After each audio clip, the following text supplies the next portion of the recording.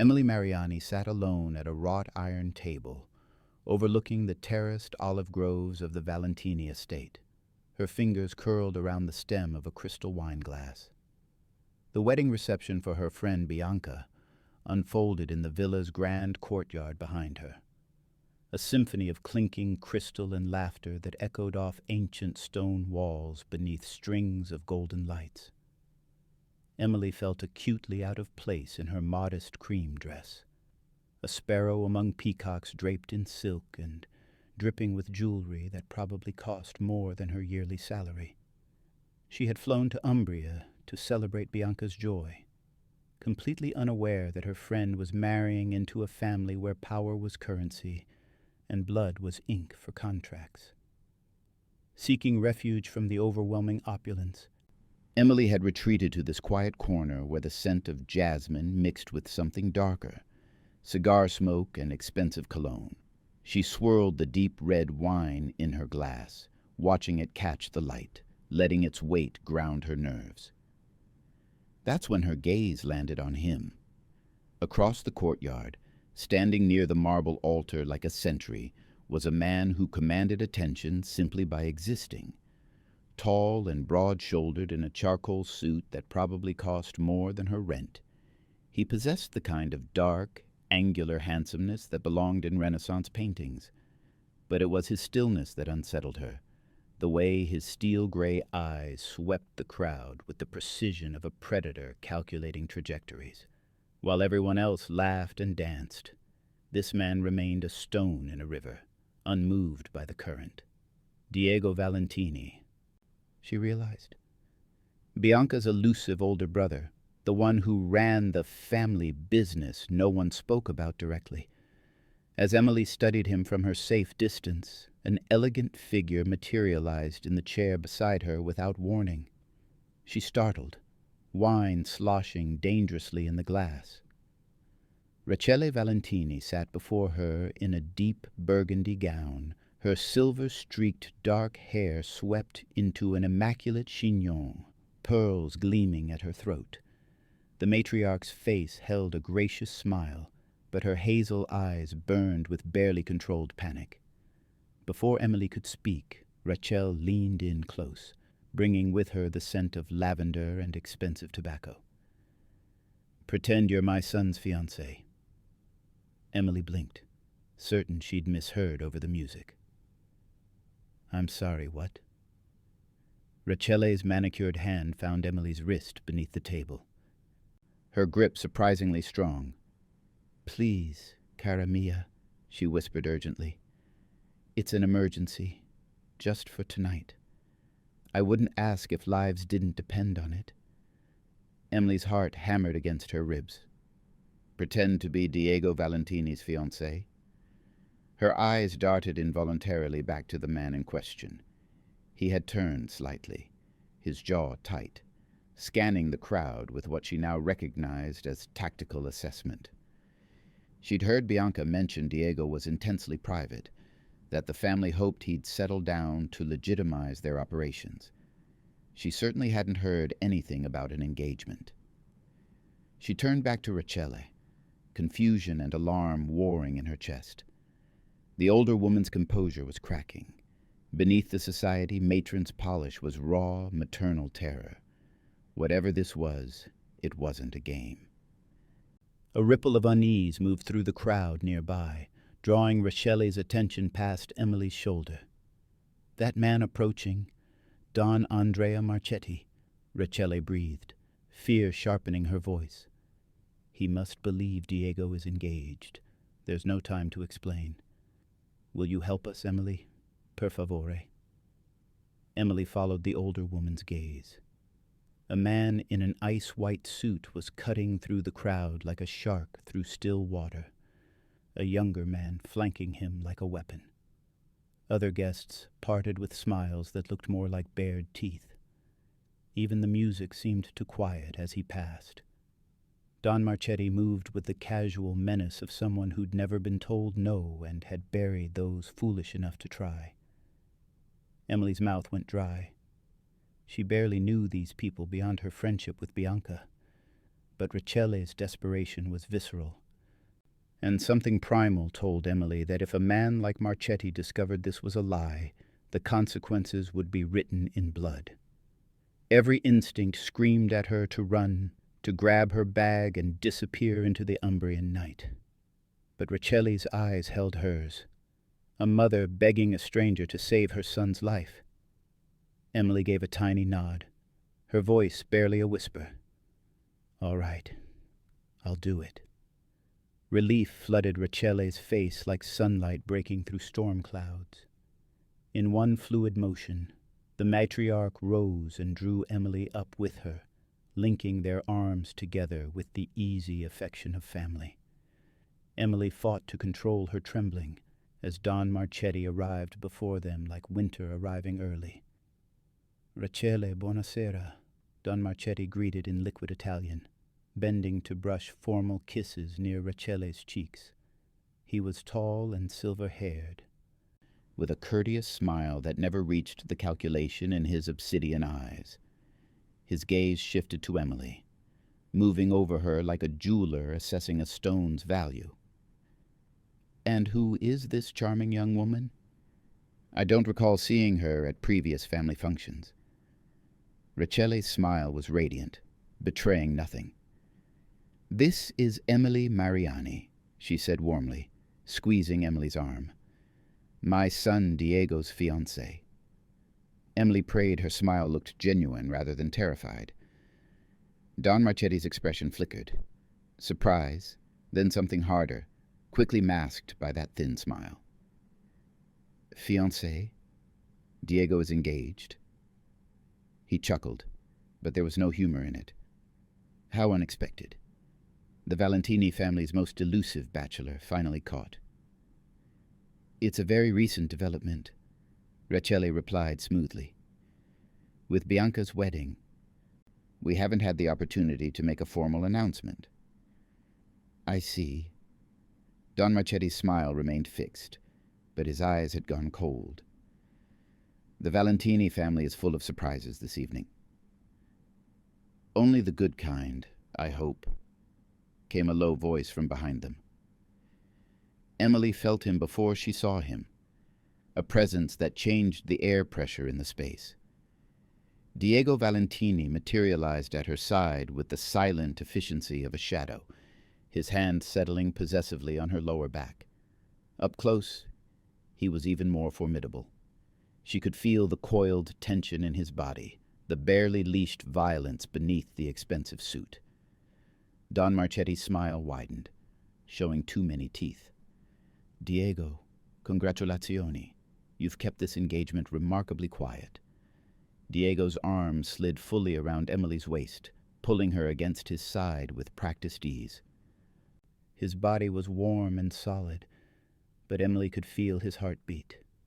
Steady, controlled, dangerous. "Some things are worth protecting from the wolves, Don Marchetti," Diego said softly, his voice carrying the weight of an unspoken threat. His steel-gray eyes met Emily's for the first time, and she saw the question there, the assessment. Then to her shock he smiled, a slow, possessive curve of his lips that made her breath catch.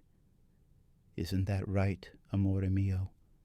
Emily realized with crystalline clarity that she had just stepped into a world where one wrong word could mean death, where love was a weapon and lies were armor, and there was no way out but through.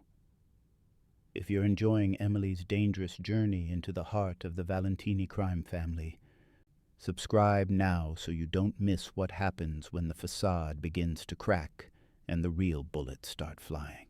Don Marchetti's eyes lingered on Emily's face, dissecting her smile like a coroner examining evidence. She forced herself to hold his gaze, even as her pulse hammered in her throat. Diego's hand at her waist tightened imperceptibly. A warning or reassurance, she couldn't tell which. "How long have you two been engaged?" Marchetti asked, his voice silk over steel. 3 months, Diego answered before Emily could fumble for a lie. His thumb traced a small circle against her hip, the gesture intimate and possessive. "We've been keeping it quiet." Emily values her privacy. How refreshing. Marchetti's smile didn't reach his eyes. In our world, privacy is a luxury few can afford. Secrets have a way of surfacing at the most inconvenient times. The threat hung in the air like gunpowder waiting for a spark. Emily felt the weight of every lie she'd agreed to carry, each one a potential bullet aimed at her head. She thought of Rachel's desperate whisper, the raw fear in the matriarch's eyes. Do it, or this wedding becomes a funeral. Then it's fortunate we have nothing to hide, Emily heard herself say. The words came out steadier than she felt. Diego and I are simply enjoying our happiness before the media circus begins. Something flickered in Marchetti's expression. Surprise, perhaps, that the mouse had teeth. His gaze shifted to Diego, reassessing. Your fiancée is quite articulate. Tell me, Signorina Mariani, what is it you do? I'm a translator, Emily said, pulling from the one truth she had left. Freelance. I specialize in Italian and English literary works. A translator. Marchetti's lips curved. How appropriate. Translating between worlds, finding meaning in what others say. He paused, letting the words settle like sediment in wine. I hope you're equally skilled at understanding what remains unspoken. Diego's body went rigid beside her. Emily could feel the violence coiled beneath his stillness, a predator deciding whether to strike. But before either could respond, a hand landed on Marchetti's shoulder, the younger man who'd flanked him earlier. Adriano Marchetti, she realized, recognizing Bianca's brief, uncomfortable mention of the Don's son. Papa, they're about to cut the cake, Adriano said. Unlike his father's calculated menace, the son radiated barely controlled aggression. His dark eyes raked over Emily with open disdain before settling on Diego. We should give the happy couple our congratulations. Of course. Marchetti inclined his head to Rachele, then to Emily. Signorina Mariani, it was enlightening to meet you. I'm certain we'll be seeing much more of each other. He turned to Diego. Take care of your bride-to-be, Valentini. The roads in Umbria can be treacherous, especially for those unfamiliar with their twists and turns. Father and son moved away like twin shadows, leaving a chill in their wake. Emily felt her knees weaken, but Diego's arm kept her upright.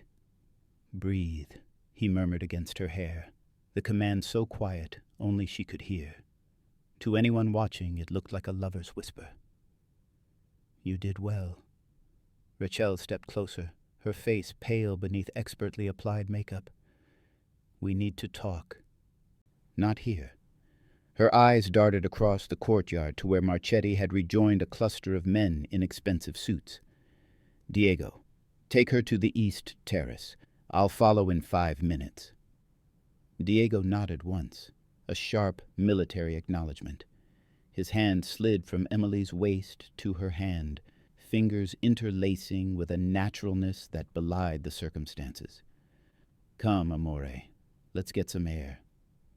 He led her through the crowd with practiced ease, nodding to guests, deflecting questions about their engagement with smooth deflections. Emily felt their eyes on her, curious, calculating, hungry.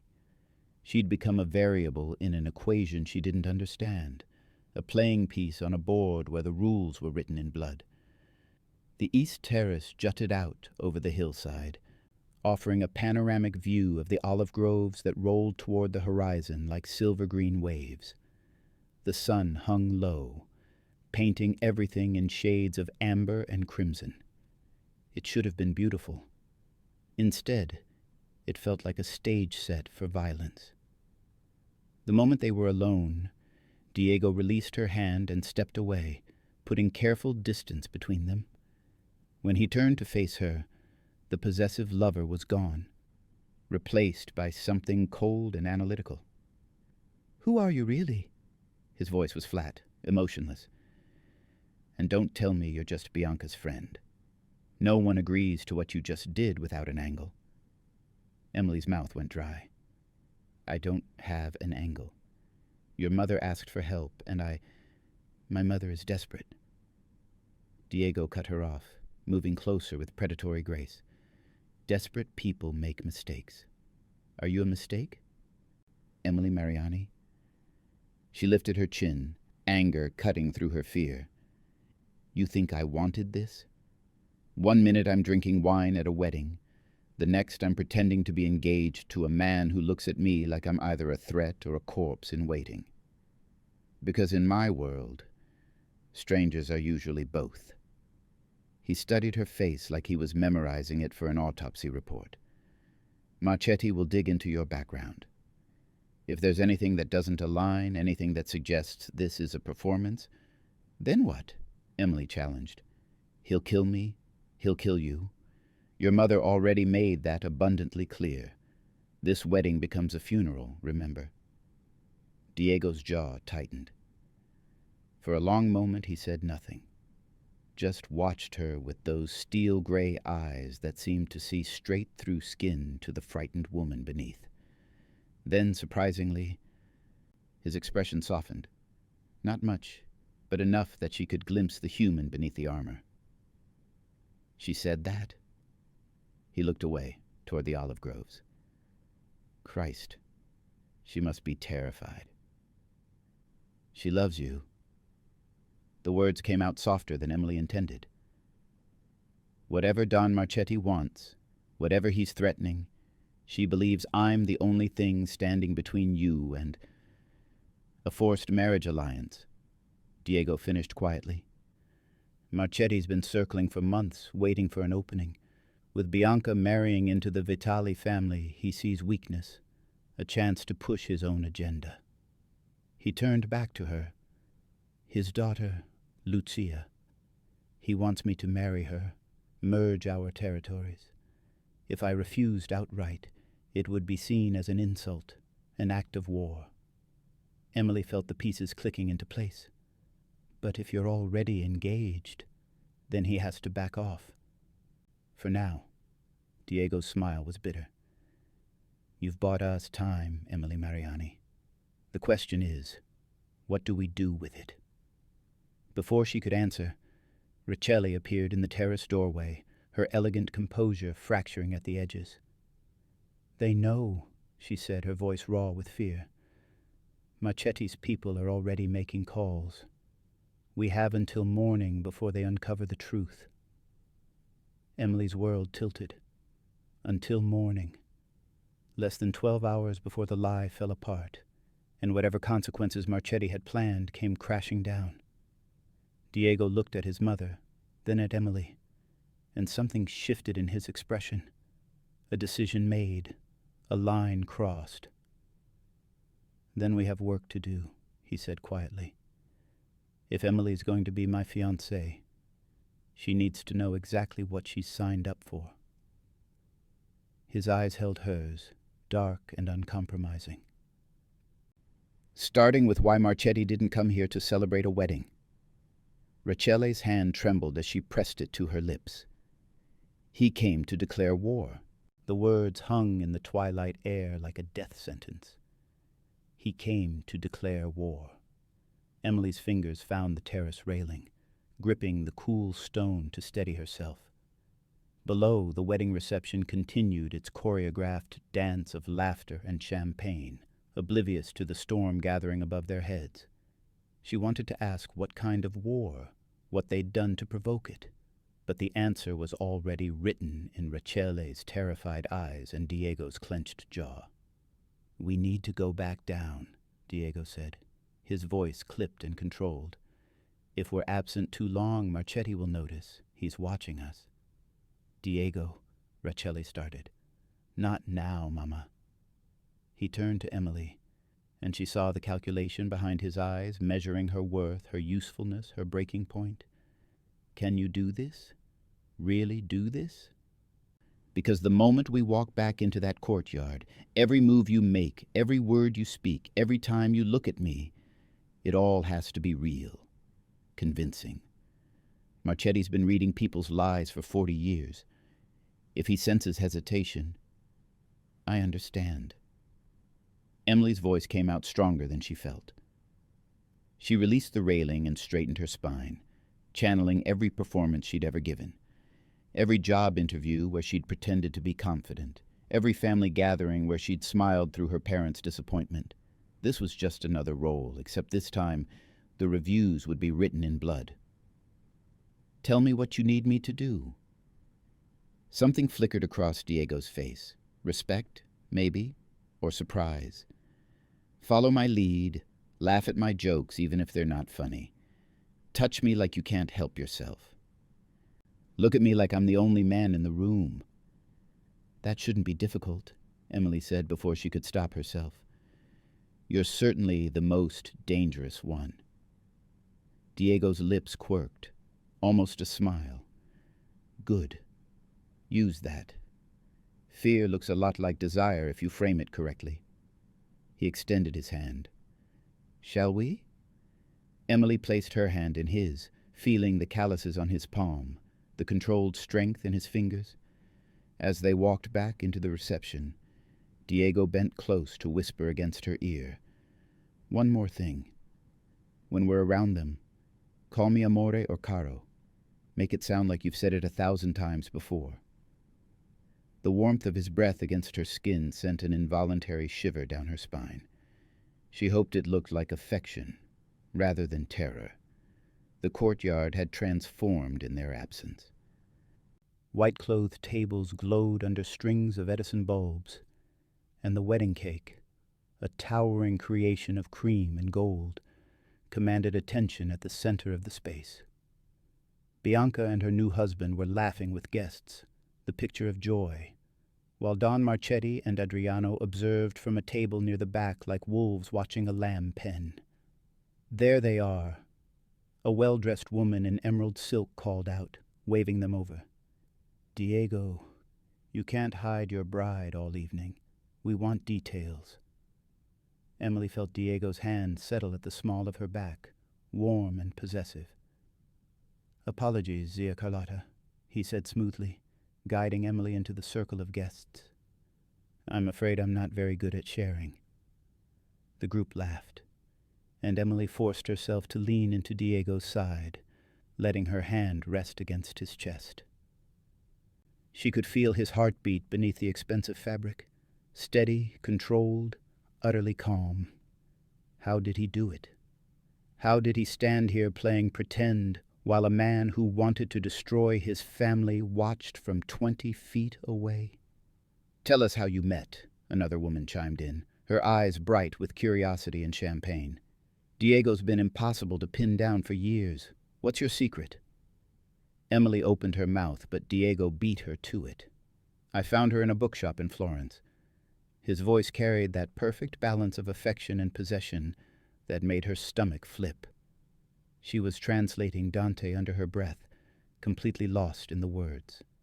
I stood there for 20 minutes just listening to her voice before I worked up the courage to speak to her.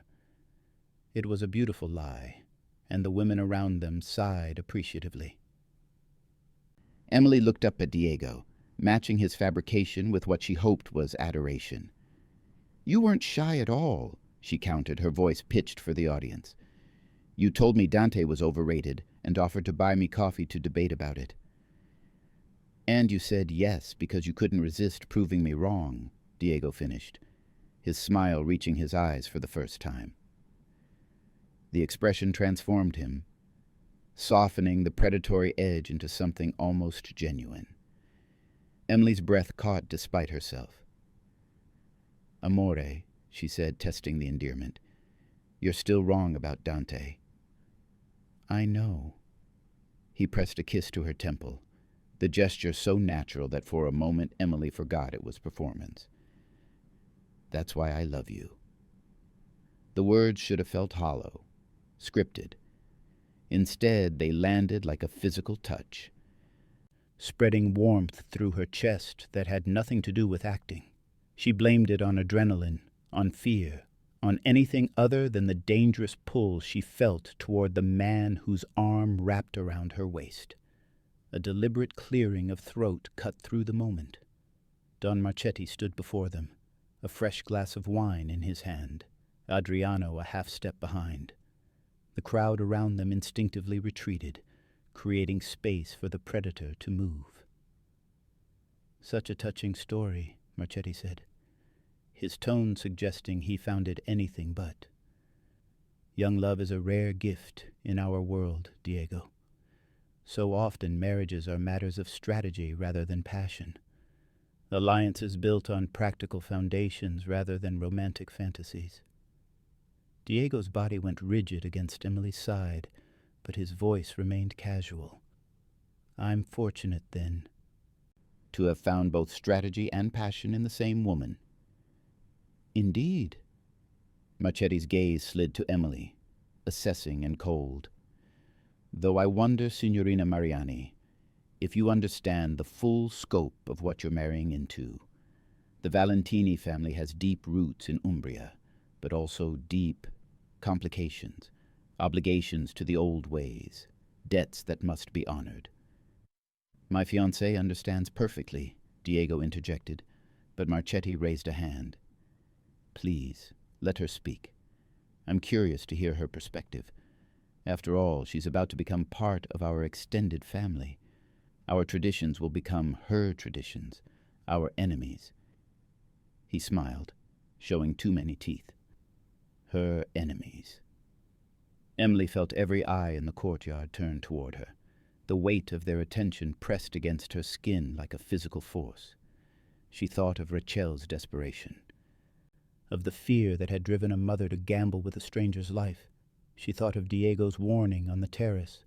Most of all, she thought of the fact that she'd already crossed the line. There was no going back to anonymity now. "I understand that family means everything," Emily said, meeting Marchetti's stare without flinching. "Loyalty, sacrifice, standing together against those who would see you fall. Diego's family is about to become my family. That means their obligations become mine, their enemies." She let the pause stretch, dangerous and deliberate. "Also mine." The silence that followed felt like the moment before thunder. Then Marchetti laughed, the sound utterly without warmth. "Brave words, Signorina. I hope you're prepared to stand behind them." He raised his glass in a mock toast. "To the happy couple. May your union bring the Valentini family everything they deserve." He drank deeply and walked away, Adriano following like a trained attack dog. Emily felt her knees weaken, but Diego's arm tightened around her, holding her upright. "Breathe," he murmured again, but this time his voice carried an edge she hadn't heard before, anger simmering just below the surface. "Smile and wave. We're going to the library, now." They made their excuses. Diego needed to show Emily something. They'd be back shortly, and slipped away from the reception. The library was a refuge of leather and old paper, floor-to-ceiling shelves creating shadows in the lamplight. The moment the door closed behind them, Diego released her and put the length of the room between them. What the hell was my mother thinking? He didn't raise his voice, but fury radiated from every syllable. "You're a civilian, a translator, for God's sake.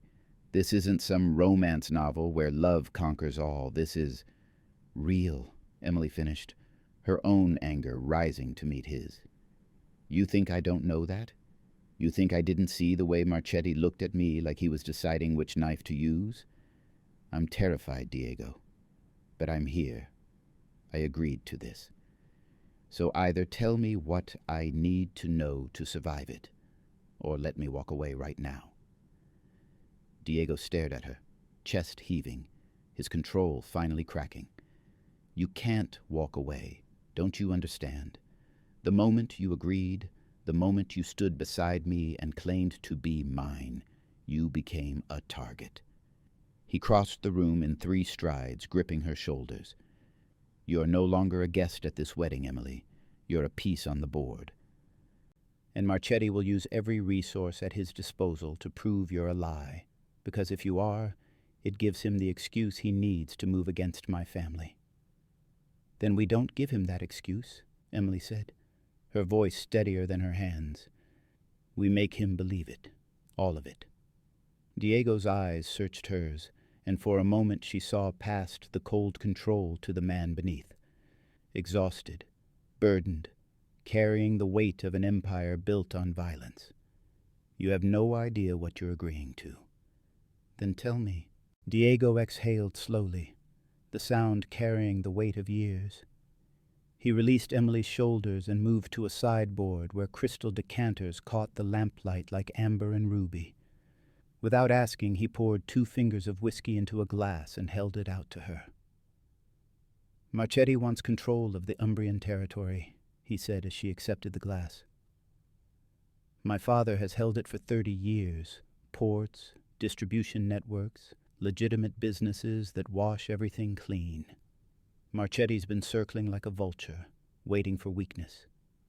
My sister's wedding to the Vitali family was supposed to strengthen our position, create new alliances. Instead, Marchetti saw an opportunity. Emily sipped the whiskey, feeling it burn down her throat. His daughter, Lucia. A marriage contract drawn up when we were children. My father refused it years ago. But in Marchetti's world, a refusal isn't final until someone's dead. Diego poured his own glass, staring into the amber liquid like it held answers. If I marry Lucia, the families merge. Marchetti becomes the power behind the throne, and within a year, my father would be dead, made to look like natural causes or a rival's bullet. I'd be a puppet, and Marchetti would control everything. But if you're already engaged, the contract is void. He can't force it without admitting he's willing to go to war over a broken betrothal, which would turn the other families against him. It's a loss of face, but not one worth dying for. Diego's jaw tightened. Unless he can prove you're a fraud, then it becomes about honor, about the Valentini family's disrespect. He could justify anything. Emily set down her glass, her hands trembling too much to hold it steady. How long do we have to maintain this? Long enough for Marchetti to accept defeat and move on to easier prey. Weeks, maybe months. Diego finally met her eyes. I can arrange for you to stay in Italy, create a paper trail, a history, pay you enough that you'll never have to work again. But you'll have to sell it, Emily. Every day, every interaction. You'll have to become someone else. I'm good at that, Emily said quietly, thinking of all the years she'd spent translating other people's words, living in other people's stories, being someone else. Something shifted in Diego's expression. Recognition, perhaps? Understanding. Why did you agree? Really? My mother's a stranger to you. You could have said no, disappeared into the crowd. Emily thought about lying, crafting a noble answer about helping a friend or doing the right thing. But in this room, with this man who'd just handed her his family's throat, the truth felt safer than fiction. I was tired of being invisible.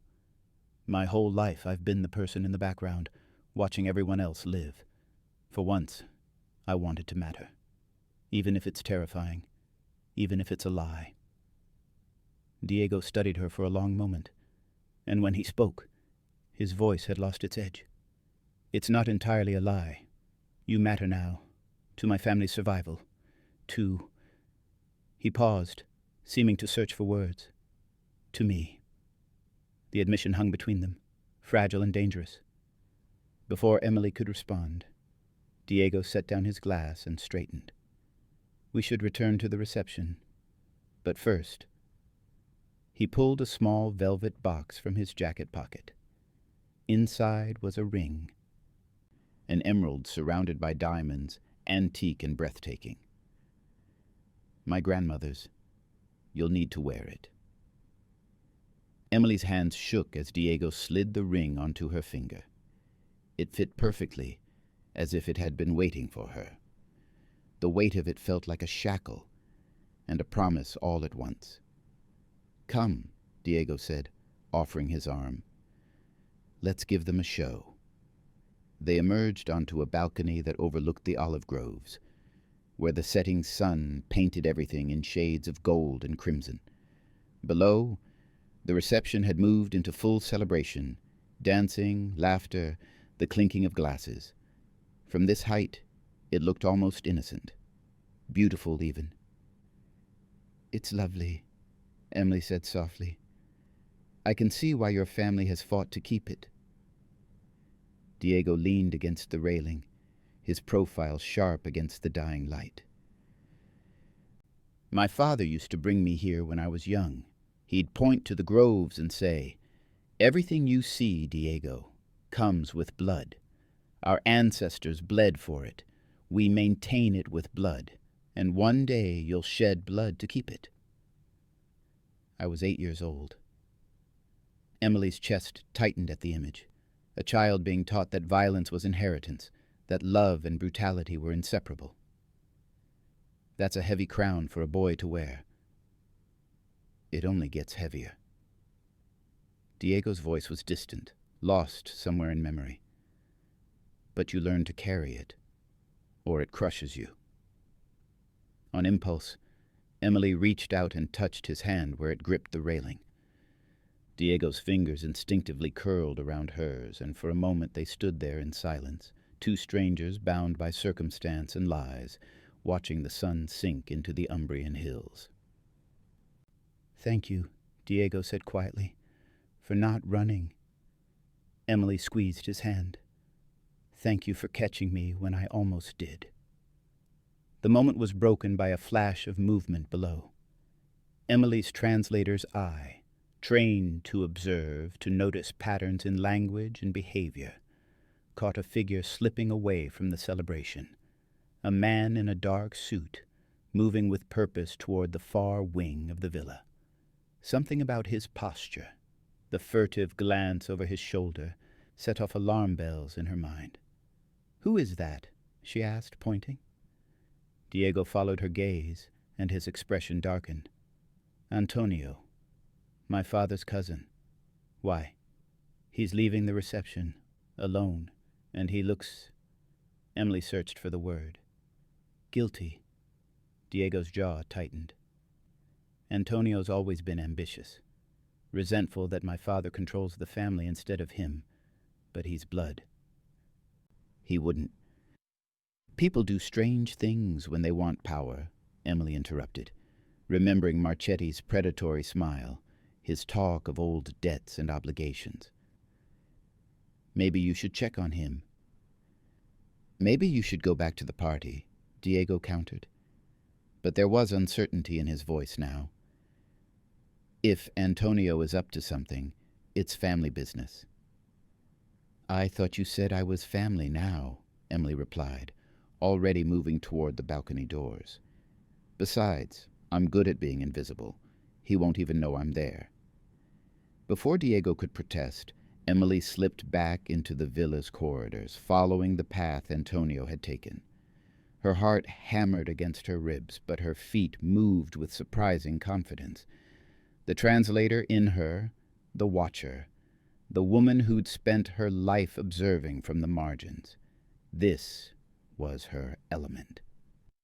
She tracked Antonio to the main library, a grand room they'd left only minutes earlier.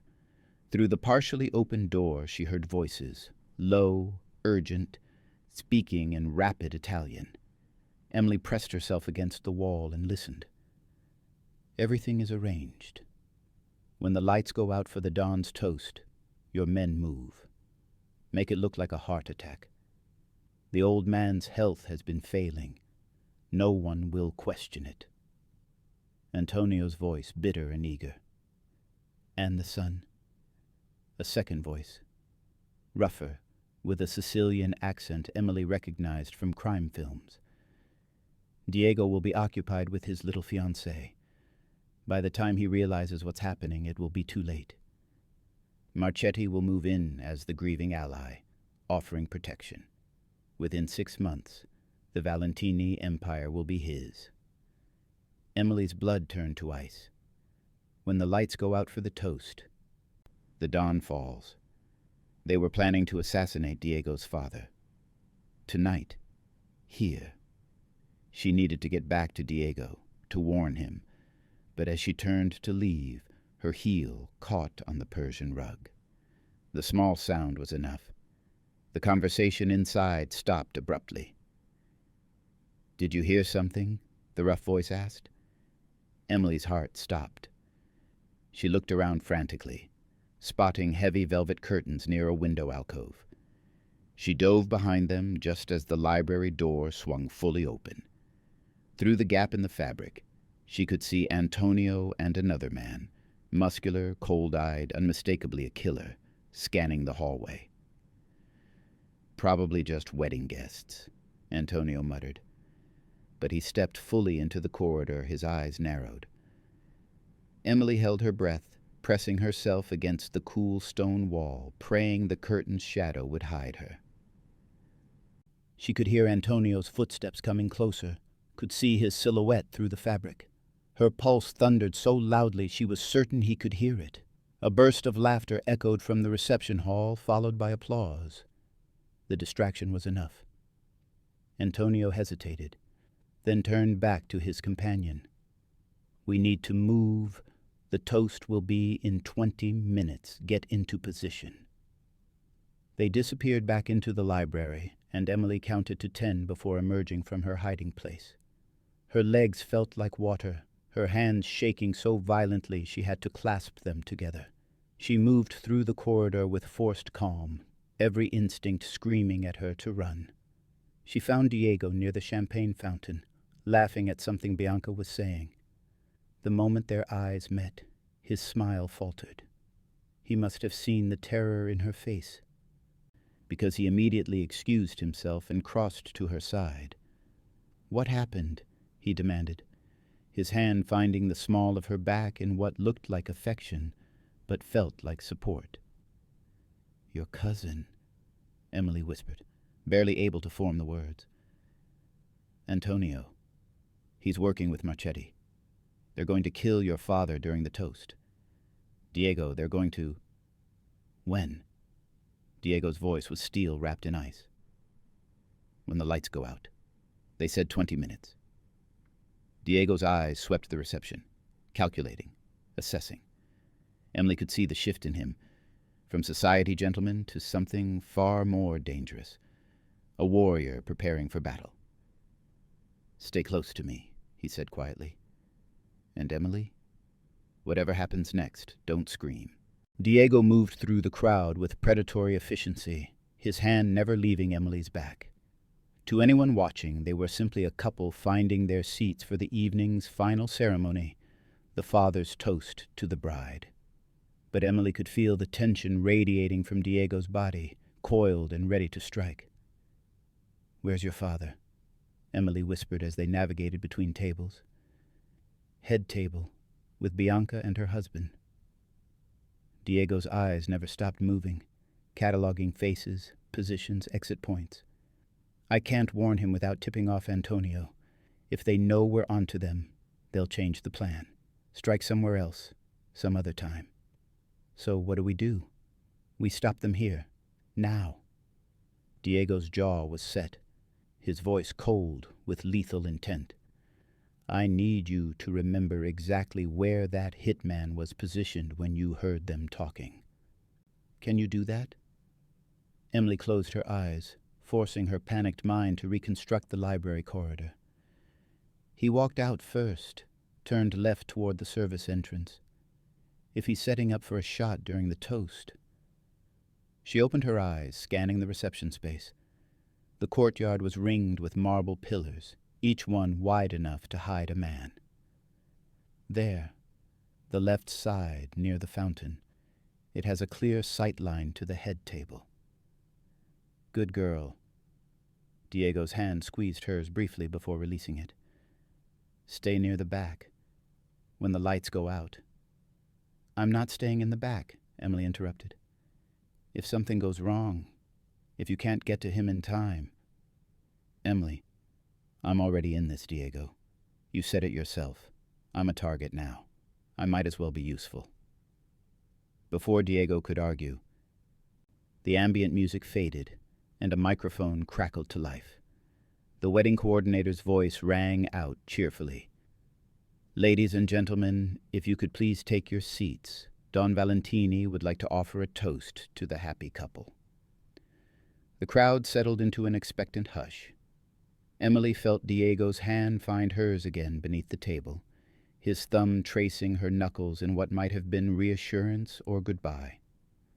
At the head table, Don Valentini rose to his feet.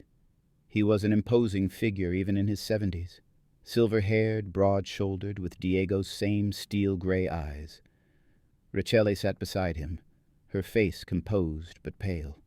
She knew. Diego must have signaled her somehow. My friends, my family, Don Valentini began, his voice carrying the weight of authority earned through decades of command. Today we celebrate not just the union of my daughter Bianca to the Vitali family, but the continuation of our legacy. In this world of ours, family is everything. Blood is everything, and those who would threaten our blood. The lights died. The courtyard plunged into absolute darkness so complete that Emily couldn't see her own hands. Gasps rippled through the crowd, nervous laughter from those who thought it was a technical malfunction. But Emily's heart lurched into her throat because she knew this was it. The moment Antonio had orchestrated, the moment a killer's finger tightened on a trigger. "Diego!" she screamed, her voice cutting through the confused murmurs. "Left pillar!" She heard movement, fast and violent, but couldn't see anything in the crushing blackness. Her hands scrabbled across the table, finding what felt like a serving tray, heavy silver, solid, real. Without thinking, operating purely on instinct and terror, Emily hurled it in the direction of the pillar she'd identified. The tray sailed through the darkness with a satisfying weight. She heard it connect, a metallic clang followed by a grunt of surprise. Then came the shot. The muzzle flash lit the courtyard for a split second, searing the scene into Emily's retinas like a photograph. Don Valentini spinning away from the podium, Rachele screaming, Diego launching himself through the darkness like a missile. And at the pillar, a figure stumbling backward, his aim thrown off by the tray that had struck his shoulder. More screams erupted as the gunshot's echo faded. People dove under tables, knocked over chairs, scrambled for exits they couldn't find in the dark. Emily heard Diego's voice, cold and commanding. "Nobody move! Security! Lock down all exits! Now!" Another shot rang out, this one followed by the meaty thud of impact and a body hitting marble. Then silence, thick and terrible. "Lights!" Diego roared. "Get the fucking lights on!" Emergency lighting flickered to life, bathing the courtyard in harsh fluorescent white. Emily's vision adjusted slowly, taking in the chaos. Overturned tables, spilled wine spreading across marble like blood. Guests huddled together, faces pale with shock. And at the head table, Don Valentini sat slumped in his chair, his hand pressed to his shoulder. Blood seeped between his fingers, staining his white shirt crimson. But he was alive, conscious. His eyes were open and furious. Near the pillar, two bodies lay motionless. Emily recognized the hitman from the corridor. The rough-voiced Sicilian sprawled on his back with a hole in his chest. And beside him, crumpled like a discarded puppet, was Antonio. Diego stood over them both, a gun hanging loosely at his side, his expression carved from ice. "Someone call a doctor for my father," Diego said, his voice eerily calm. "And someone call the coroner for these two." He looked up, scanning the crowd until his eyes found Marchetti. "Don Andrea, perhaps you'd like to explain why one of your men just attempted to assassinate the head of the Valentini family at my sister's wedding." Marchetti's face had gone ashen, but he recovered quickly, his survival instincts sharp. "That man was not in my employ. I don't know what—" "Liar!" The word came from Rachele, who had left her husband's side and now stood before Marchetti like an avenging angel. "My son heard your name on that assassin's lips before he died. Antonio confessed your involvement before Diego put him down like the rabid dog he was.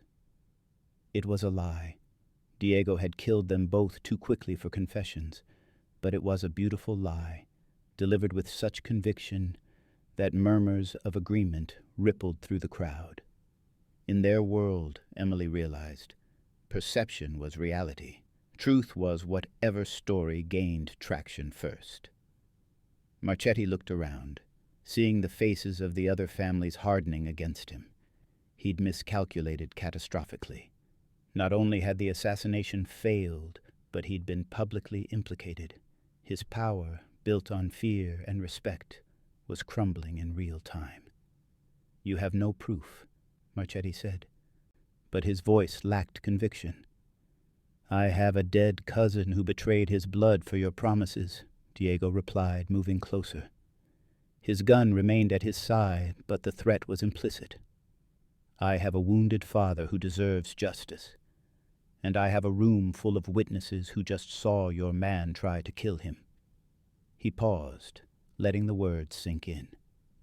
"The only question, Don Andrea, is whether you leave here in handcuffs or in a body bag." Sirens wailed in the distance, real authorities drawn by the gunshots. Marchetti's eyes darted toward the exits, calculating his odds.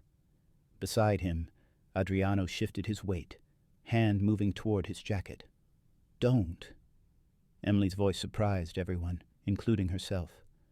She stood, her legs somehow steady despite the adrenaline crash threatening to buckle her knees.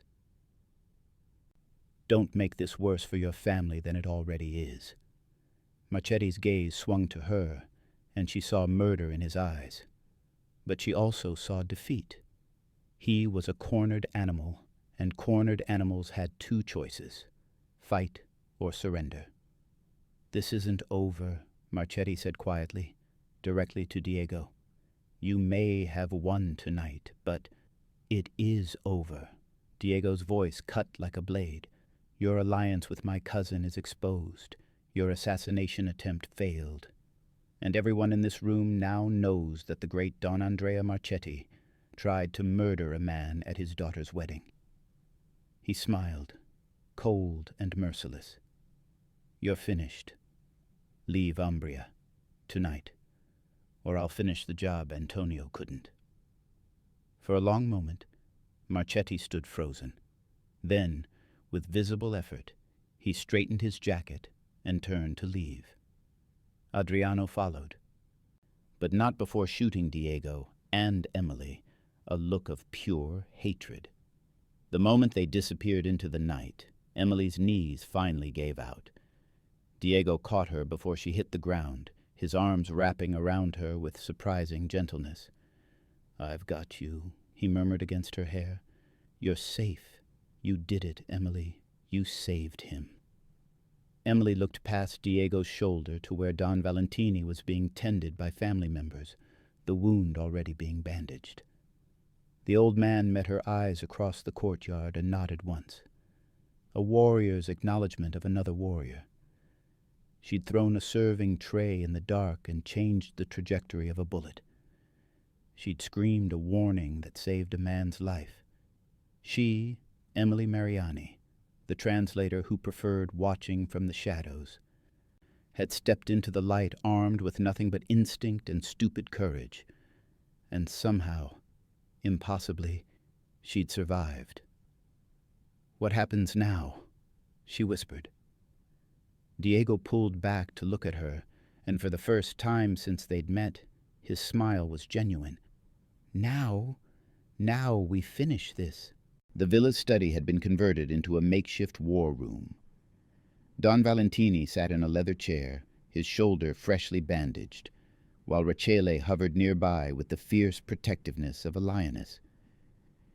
Diego stood by the window, his silhouette dark against the night sky.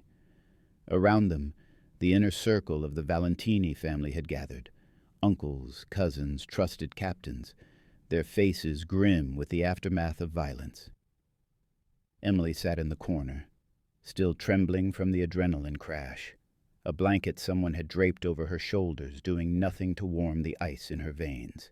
She'd killed a man tonight. Well, Diego had killed him, but her scream had set everything in motion. Her thrown tray had saved Don Valentini's life. The weight of it pressed against her chest like a stone. "Explain," Don Valentini said, his voice rough with pain and fury.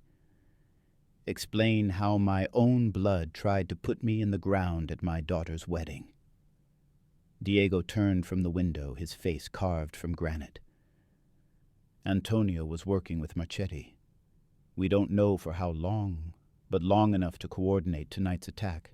The plan was to kill you during the toast, make it look like a heart attack. In the chaos, Marchetti would step in as the grieving ally, offer protection.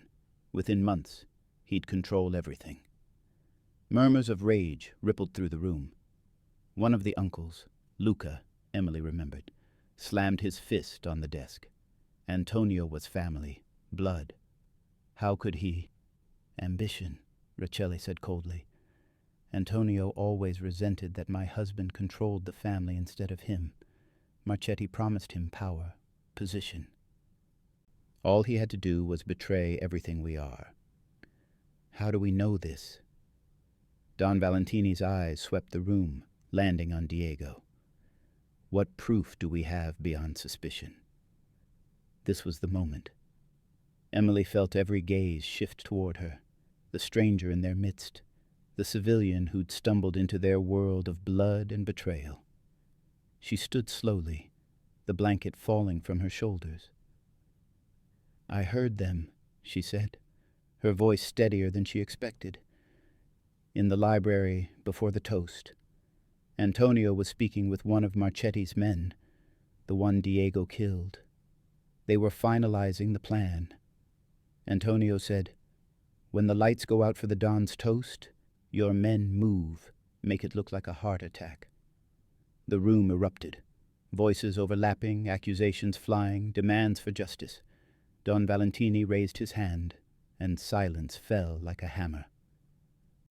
"You're certain it was Antonio's voice?" he asked Emily. "I'm a translator. I've spent my life listening to voices, identifying accents, patterns of speech. It was him." Emily met the Don's eyes without flinching. "He told the hitman that Diego would be distracted with his fiancée, that by the time Diego realized what was happening, it would be too late." "Lies!" The voice came from the doorway. Antonio stood there, flanked by 2 security guards, his face flushed with wine and desperation. Blood stained his sleeve. He'd been grazed in the chaos. "This woman is an infiltrator. She appears out of nowhere claiming to be Diego's fiancée. She's the one working with Marchetti. She's trying to divide the family." The accusation hung in the air like poison gas. Emily felt the room's attention swing between her and Antonio, weighing his words. She was the stranger here, the outsider. Why would they believe her over blood? Diego moved with lethal grace, positioning himself between Emily and Antonio. "Careful, cousin. You're accusing my fiancée of treason." "Your fake fiancée," Antonio spat. "Everyone knows this engagement is convenient. Too convenient. Marchetti shows up demanding a marriage alliance, and suddenly Diego has a bride. She's a plant. Marchetti's insurance policy." "Then explain," Emily said quietly, stepping out from behind Diego. "How I knew about the assassination attempt before it happened. If I were working with Marchetti, why would I warn Diego? Why would I throw that tray and ruin the shot? Antonio's eyes darted between faces, looking for support. To gain trust, to make yourself invaluable so you could— The hitman was wearing a ring, Emily interrupted. She'd been replaying the moment in the library over and over, cataloging every detail her translator's brain had absorbed. On his right hand, middle finger, a signet ring with a crest, a black wolf on a red field, the Marchetti family crest. The room went still. One of the uncles, Matteo, the family's consigliere, leaned forward. Marchetti guards those rings jealously. They're only given to trusted soldiers, sworn men. How would you know what it looks like unless you'd seen it up close? Because, Emily continued, her heart hammering but her voice clear, I saw it in the library when they were planning your father's murder, and I saw Antonio hand the hitman something wrapped in cloth. I didn't understand what it was then, but now— She turned to Antonio. You gave him that ring, didn't you? To prove he was authorized to enter the villa, to get past security, to get close enough to take the shot. Antonio's face had gone white. That's not— Search him, Don Valentini commanded. Now. The guards moved to comply, but Antonio bolted. He made it 3 steps before Diego caught him, slamming him against the wall with bone-jarring force. From Antonio's jacket pocket, Diego extracted a small wooden box. Inside, nestled in velvet, was a matching signet ring, the Marchetti crest gleaming in the lamplight.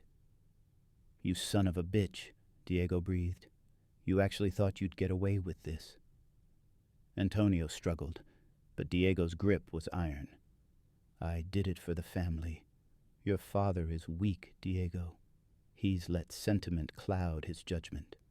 Under Marchetti, we could have expanded, grown stronger.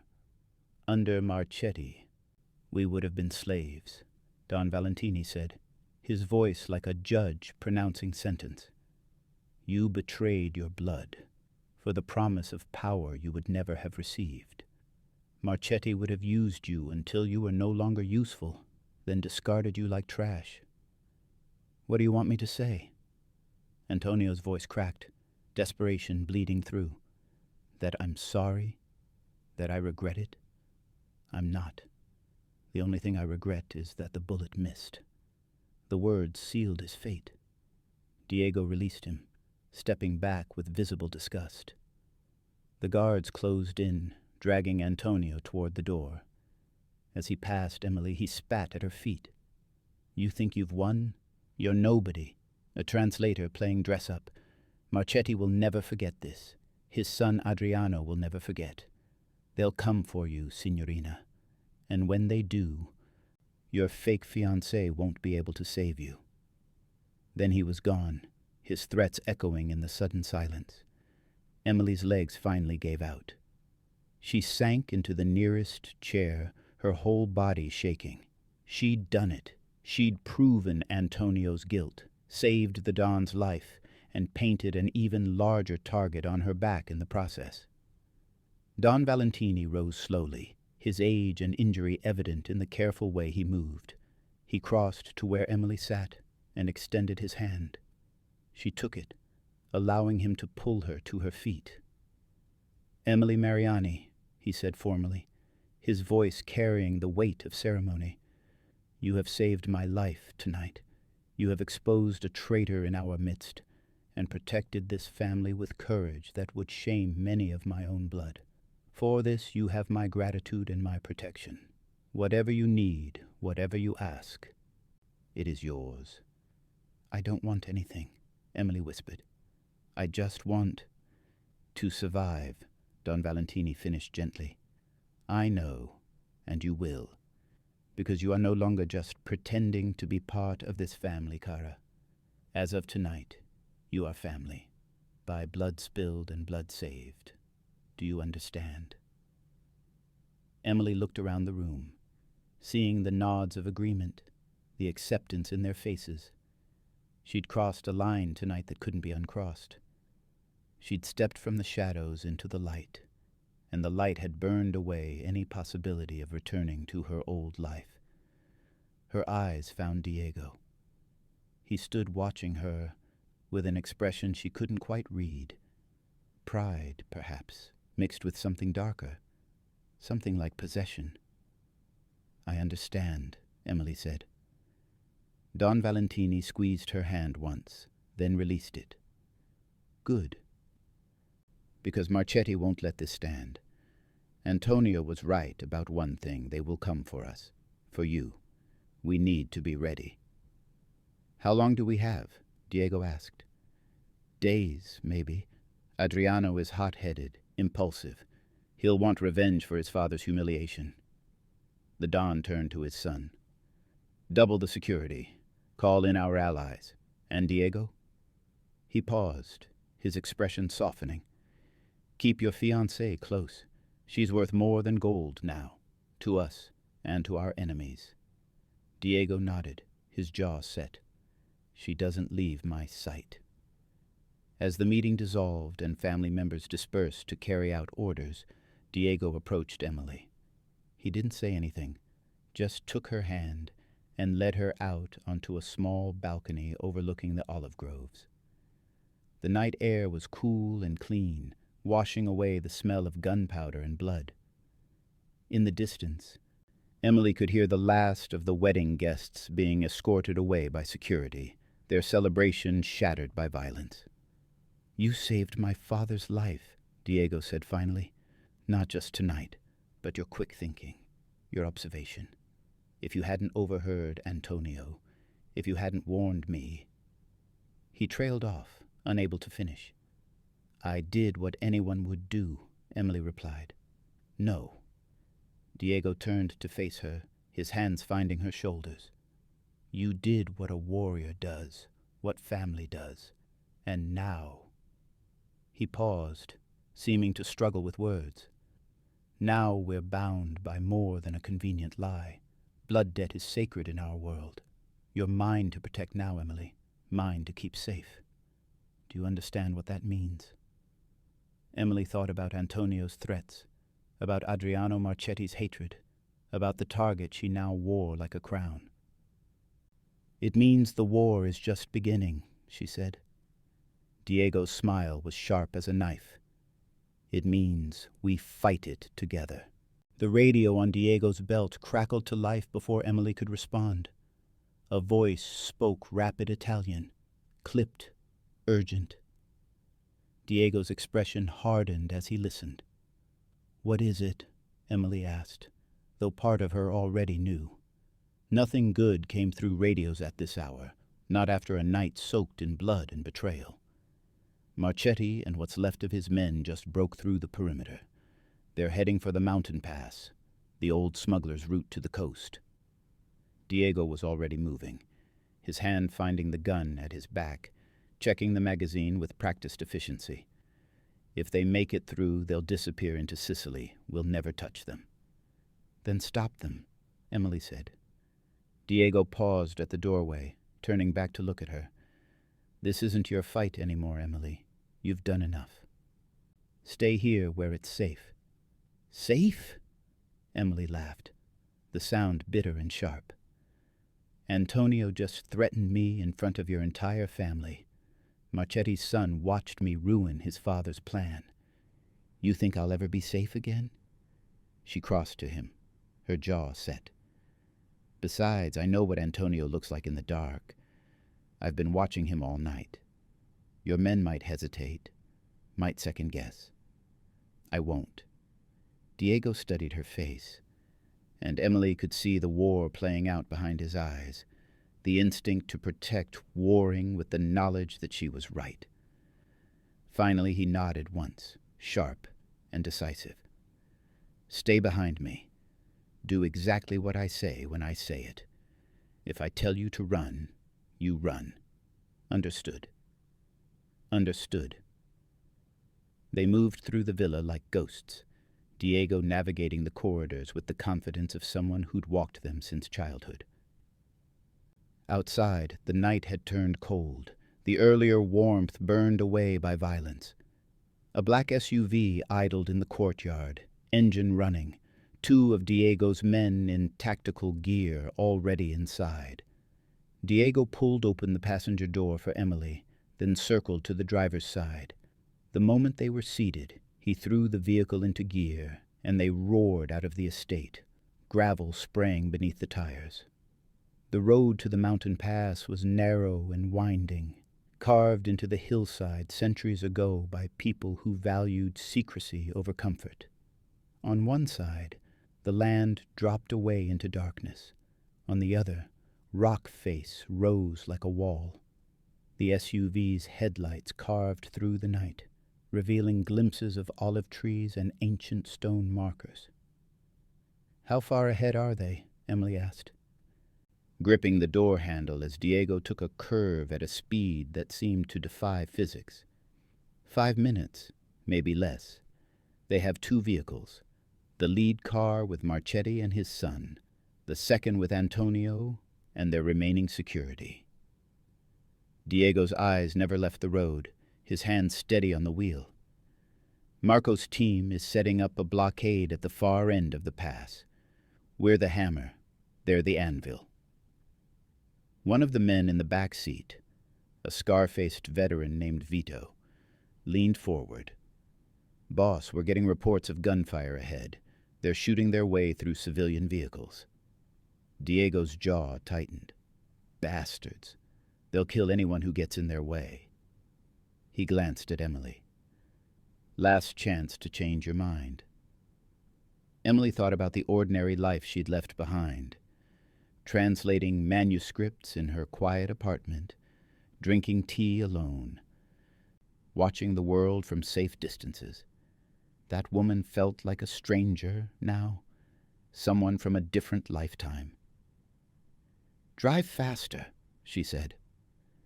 They found Marchetti's convoy at the narrowest point of the pass, where the road switchbacked sharply, and a rockslide from recent rains had created a natural bottleneck. The lead car had stopped, trying to maneuver around the debris. Behind it, the second vehicle sat idling, its occupants visible in the taillight's red glow. "There," Diego said, killing the SUV's lights and rolling to a stop 100 meters back. "Antonio's in the second car. I can see his silhouette." But before they could make a move, muzzle flashes erupted from Marchetti's vehicles. Bullets hammered into their SUV's grill, spider-webbing the windshield. Diego threw himself across Emily, forcing her head down as glass rained over them. "Out! Everyone out!" Diego roared, kicking his door open and pulling Emily with him. They tumbled behind the SUV just as another volley tore through where they'd been sitting. The 2 men from the back seat rolled out the other side, returning fire with disciplined 3-round bursts. The air filled with the acrid smell of gunpowder and the whine of ricochets off stone. "We're pinned," Vito called out over the chaos. "They have the high ground and cover we can't advance." Diego swore viciously in Italian. Emily pressed herself against the SUV's rear tire, her heart hammering so hard she thought it might crack her ribs. This was different from the courtyard. This was war, raw and brutal, with nowhere to hide. "I need my tactical bag," Diego said, more to himself than anyone else. "It's in the cargo area. Flashbangs, smoke grenades. We could blind them long enough to advance." Emily raised her head carefully, peering through the SUV's windows. The cargo area was exposed. To reach it, someone would have to leave cover and cross directly into the line of fire. She watched another burst of gunfire tear into the SUV's side panel, saw the way Diego's men flinched back behind their meager cover. No one could make that crossing. No one except... "Tell me exactly where it is," Emily said. Diego's head snapped toward her. "What? No, absolutely not. They're not aiming low. Look." Emily pointed to where the bullets were striking, chest height and above. "They're expecting soldiers, people your size. I'm smaller, faster. If I stay low, crawl through the brush." Emily, if you're wrong, then I'm wrong and I'm dead and we're all stuck here until Marchetti escapes. Emily met his eyes and she saw her own fear reflected there, mixed with something that looked dangerously like hope. But if I'm right, we win. We end this. Now tell me where the bag is. Diego grabbed her face between his hands, his expression fierce. Left side cargo area, black tactical bag with red handles. You have 10 seconds to get there and back. Any longer and they'll adjust their aim. He kissed her, hard and fast, a warrior's benediction. Don't you dare die on me. Then he and his men opened fire, in a coordinated barrage, creating a wall of sound and fury. Emily moved. She dropped to her stomach and crawled, feeling sharp rocks tear through her dress, cutting into her palms and knees. The brush was dry and brittle, scratching her face, tangling in her hair. Above her head, bullets whined and sparked. But Diego was right. They were shooting high, expecting standing targets. She was halfway there when her dress caught on a thorn bush. Emily yanked it free, feeling fabric tear, not caring. Her fingers found the SUV's rear bumper, and she pulled herself along it to the cargo area. The bag was exactly where Diego said it would be. Emily grabbed the red handles, the weight of it surprising her. Maybe 30 pounds of equipment and ammunition. She started crawling back, dragging the bag beside her, when the shooting pattern changed. They'd seen her. Bullets chewed up the ground inches from her head, kicking up dirt and rock fragments. Emily heard Diego screaming her name, but couldn't stop, couldn't think, could only move. Her body acted on pure instinct. Serpentining through the brush as gunfire tracked her movement, a rock exploded near her hand, sending shrapnel into her arm. She felt blood, hot and wet, but didn't slow down. 5 more meters. 4. 3. Diego's hand shot out, grabbing her collar and hauling her behind the SUV with such force she lost her breath. The tactical bag came with her, sliding across the ground. "You're insane," Diego breathed, already unzipping the bag, pulling out cylindrical devices. "Completely insane." "Did I mention I was a sprinter in college?" Emily gasped, pressing her bleeding arm against her side.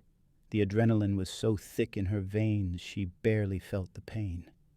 Diego barked orders to his men. "On my mark, flashbangs first, then smoke. We advance in the confusion. Vito, target the driver of the lead car. I'll take Antonio." He looked at Emily one last time. "Stay here. I mean it this time." Then he was gone, moving with his men into the chaos he'd created. The flashbangs detonated like lightning strikes, turning night into day for split seconds that seared Emily's retinas even from behind cover. Smoke grenades followed, billowing thick white clouds that swallowed the pass. Through the haze, Emily heard shouting, the dull thud of bodies hitting metal, the distinctive pop, pop, pop of close-quarters combat. Then silence, sudden and complete. Emily counted her heartbeats. 10, 20, 30. Diego emerged from the smoke like an avenging spirit, dragging Antonio by the collar. The cousin was bloodied, his expensive suit torn, his face a mask of defeat and hatred. Behind Diego, Vito hauled Don Andrea Marchetti, the old wolf cornered at last, his white suit stained with dirt and humiliation. "It's over," Diego announced, throwing Antonio to the ground at Emily's feet. Marco's team secured Adriano at the other end of the pass. The Marchetti family is finished. Antonio looked up at Emily, blood trickling from his split lip. "You," he spat. "This is all because of you. If you'd just stayed in your lane, kept drinking your wine, then your betrayal would have succeeded," Emily finished, "and good people would be dead." She crouched down to meet his eyes. "I didn't stay in my lane, Antonio. I chose a side. Your mistake was thinking I wouldn't fight for it." Diego pulled her back up, his arm sliding around her waist in a gesture that had become familiar. Together they watched as Vito secured the prisoners, as Marco's reinforcements arrived to haul them away to whatever justice the Valentini family deemed appropriate.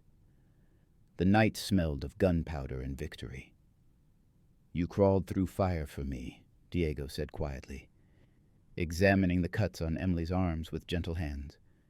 "For my family. We established I'm insane, remember?" "No." Diego turned her to face him, his expression serious. "Your family. Real family. Not blood, but something better. Something chosen." Emily looked at the man she'd met only hours ago, this dangerous, beautiful stranger who'd become her partner in violence and survival. "What happens now?" Diego's smile was sharp. "Now we go home." Dawn broke over the Umbrian hills like a benediction, painting the olive groves in shades of gold and amber. The villa emerged from the darkness transformed, no longer a stage for violence, but a home, returning to peace. Emily watched the sunrise from the passenger seat of Diego's SUV, her torn dress wrapped around her like battle armor, dried blood on her hands and knees. She should have felt exhausted, traumatized, desperate to flee back to her ordinary life. Instead, she felt awake in a way she'd never experienced before, every nerve alive, every sense sharp, as if she'd been sleepwalking through her existence until tonight. "You're quiet," Diego said, navigating the final curve toward the villa's gates. "I'm thinking about translation," Emily replied. "How sometimes words don't carry meaning across languages. You lose something essential in the crossing, but sometimes—" She turned to look at him, this man who'd become her anchor in chaos. "Sometimes you find something new, something that didn't exist in either language until you created it." Diego's hand found hers across the center console, his thumb tracing the grandmother's ring she still wore. "Are we talking about translation or about us?" "Both." "Neither." Emily laughed softly. "I don't know what we are, Diego. 12 hours ago I was a stranger at a wedding. Now I'm—" "Mine," Diego finished, his voice carrying weight that had nothing to do with possession and everything to do with promise. "If you want to be." The villa's courtyard was a flurry of activity despite the early hour. Security teams patrolled the perimeter.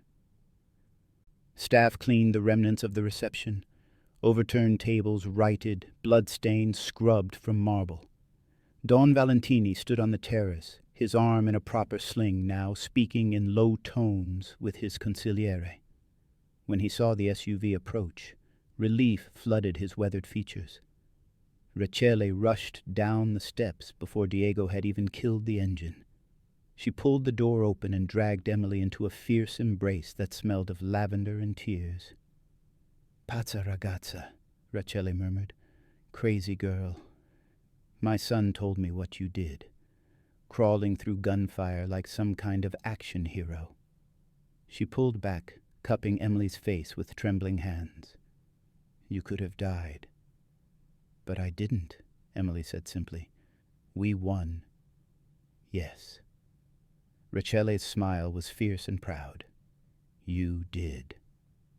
Don Valentini descended the steps more slowly, his injury evident, but his bearing unchanged. He stopped before Emily and Diego, his steel-gray eyes, so like his son's, assessing them both. "Antonio and Don Andrea are secured in the east wing," he said, his voice carrying the weight of judgment rendered. "Adriano Marchetti is being held separately. The other families have been notified of the betrayal. By noon, the Marchetti name will be worth less than dirt in every territory from here to Palermo." He paused, then extended his hand to Emily. "You have given my family a great gift tonight, Emily Mariani. You have given us our future." Emily took his hand, feeling the strength still in his grip, despite age and injury. I only did what needed to be done. That's what warriors say, Don Valentini replied. What family says. He released her hand and turned to Diego. Take her inside. Get her cleaned up. We have much to discuss, but it can wait until you've both rested. Diego nodded, his hand finding the small of Emily's back in that gesture that had become their secret language. Together they climbed the villa's steps, leaving the organized chaos of the courtyard behind. Inside, the villa was quiet, the usual staff nowhere to be seen. Diego led Emily through corridors she barely remembered from earlier, up a marble staircase, finally stopping before a heavy wooden door.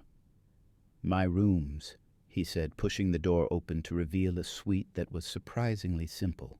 Clean lines, dark wood, floor-to-ceiling windows overlooking the olive groves. The bathroom is through there. Take your time. I'll find you something clean to wear. Emily stood in the center of the room, suddenly aware of how she must look. Dress torn and blood-stained, hair wild, face streaked with dirt and gunpowder residue. She should have felt self-conscious. Instead, she felt like a survivor, a warrior coming home from battle. Diego, she said as he turned toward the closet. What happens now, really? Antonio and Marchetti are captured, but there are always consequences, Diego finished. He crossed back to her, his expression serious. Adriano won't let this stand. Even with his father disgraced, he'll want revenge. And there are others. Families who resent our power. Rivals who'll see this as weakness despite our victory. We bought ourselves time, Emily. We didn't buy peace. I didn't expect peace, Emily said quietly. Not in your world. Our world, Diego corrected. He reached up, slowly removing the signet ring from his right hand, a heavy gold band engraved with the Valentini crest. This ring has been in my family for 6 generations. My father gave it to me when I was 18, the night I made my first kill. It represents everything we are, legacy, power, blood. He took Emily's left hand, the one still wearing his grandmother's engagement ring, and placed the signet beside it. It started as a lie, Diego said, his voice rough with emotion. A desperate gamble by my mother to save our family. You agreed because you were kind, or brave, or maybe just curious about what it felt like to be someone other than the woman in the background. His fingers tightened around hers. But somewhere between the first lie and now, it became real. You became real. And I... He paused. This man who commanded empires and dealt death with steady hands, struggling for words. I'm asking for myself now, he finally said. Not for my family's protection or as part of some strategy. I'm asking Emily Mariani, the translator who watches from the shadows, the woman who threw a serving tray in the dark and changed everything. Will you stand beside me? Not as a pretense, but as my partner, my equal, my... A sharp knock at the door cut through the moment like a blade. Diego's expression shifted instantly from vulnerable to dangerous, his hand moving to the gun at his back. "What?" he called out, voice hard. The door opened to reveal one of the security team, a young man whose face was pale with urgency. "Signore, a package just arrived. Special courier. It's addressed to Signorina Mariani." Emily and Diego exchanged glances. "Who delivered it?" Diego demanded. "We don't know. The courier left it at the gate and disappeared before we could question him. Sir, we scanned it. No explosives, no biological agents. But bring it here," Diego ordered. The guard returned moments later carrying a small wooden box, ornately carved and clearly expensive. He set it on the table by the window and retreated quickly, sensing the tension in the room. Emily approached the box slowly, dread pooling in her stomach. She knew somehow what this was before she even opened it. Diego stood close behind her, protective and ready. The box opened with a soft click.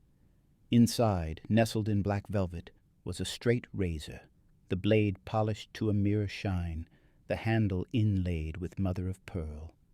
Beside it lay a card with elegant script, "For the lady who interfered." A token of respect before the reckoning. The son remembers what the father forgets. Blood demands blood. A.M. Adriano Marchetti. The son who'd watched his father's empire crumble, who'd seen his family's honor destroyed, who'd been dragged away in chains while Emily and Diego stood victorious. "It's a declaration," Diego said quietly, reading over her shoulder. "The straight razor is an old tradition. When a vendetta is declared between families, the aggrieved party sends a razor to signal their intent. It means he's coming for us. Not today, not tomorrow, but someday. And he'll come with everything he has." Emily picked up the razor, feeling the weight of it, the cold promise of the blade. She thought about the woman she'd been yesterday, quiet, invisible, content to translate other people's stories while living none of her own. That woman would have been terrified. That woman would have run. But that woman had died somewhere between the lavender whisper and the gunfire on the mountain pass. In her place stood someone new, someone who'd saved lives, exposed traitors, crawled through fire for the people she'd chosen as her own. Emily closed the razor with a decisive snap and turned to face Diego. His expression was guarded, waiting for her to break, to flee, to choose the safety of her old life over the danger of this new one. Instead, she picked up the signet ring he'd placed beside her, sliding it onto her right hand. It was too large, meant for a man's finger, but she made a fist, and it stayed. "You were asking me a question," Emily said, meeting Diego's eyes without fear. "Before we were interrupted." "Emily, the answer is yes." She stepped into his space, her hand finding his chest, feeling his heartbeat accelerate beneath her palm. "Yes, I'll stand beside you. Yes, I'll be your partner, your equal, whatever we decide to call this thing between us. And yes," she held up the razor, the morning light catching on its blade, "I'll face whatever comes.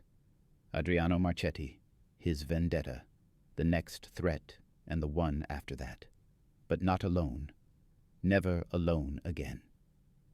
Diego's hands framed her face, his expression transforming from guarded to something raw and open. "You understand what you're choosing. This life, this violence, this endless war." "I understand," Emily interrupted, "that I've been half alive my whole life, watching from the shadows while the world moved around me. You asked me once why I agreed to help your mother. I said it was because I wanted to matter. But that wasn't the whole truth. What was the truth? That I wanted to be brave." Emily's voice caught, emotion finally breaking through. "Just once, I wanted to be the kind of person who runs toward danger instead of away from it, who fights for something bigger than herself, who chooses love even when it comes wrapped in violence and impossible odds." She smiled, tears tracking through the dirt on her face. "Turns out, I am that person. I just needed someone to see it first." Diego kissed her then, and it was nothing like the performance kiss in front of Marchetti or the warrior's benediction before she'd crawled through gunfire. This was raw and real, tasting of smoke and copper and promise.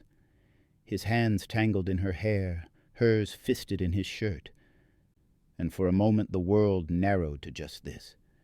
Two people choosing each other against all reason, all odds. When they finally broke apart, both breathing hard, the sun had fully risen. Light flooded through the windows, turning the olive groves to silver, painting the aftermath of violence in shades of hope. Together, Emily said, the word both question and vow. Diego's smile was fierce and proud as he laced his fingers through hers. Together, he echoed. Against Adriano. Against whoever comes next. Against the whole damned world if we have to. Good, Emily said, tucking the razor into her pocket. A reminder, a promise, a declaration of her own. Because I think the world should be a little afraid of us.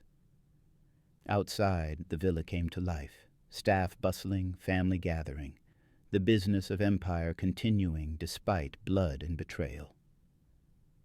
But in Diego's room, with morning light painting everything gold, Emily Mariani, translator, warrior, heir to a legacy she'd never expected, stood beside the man she'd chosen and looked toward a future written in both violence and love.